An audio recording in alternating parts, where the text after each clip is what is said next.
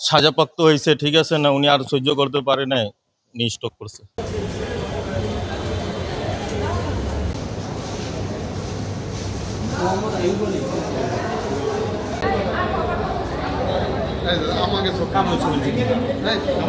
হাজিরা যে তো হাজিরার লগে কোনো সম্পর্ক নাই, ওনারা যখন যখন ডাক দিছে তখন তখন আইছে।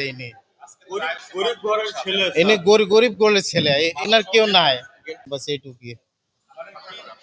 মোহাম্মদপুরে আছি, এই শুনে আইছি যে এনার অবস্থা অনেক খারাপ, সিরিয়াস আছে, এর জন্য আছি। পরে এসে যে দেখলাম যে মারা গেছে, নাই।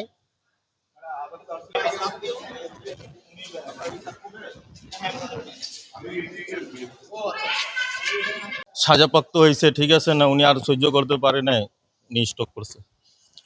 এটা শুনে আমরা এখানে আসলাম, আসা দেখি যে এই অবস্থা। এটা তো তা বলতে পারি না আমরা, এখন শুনেই আমরা আসলাম এইমাত্র।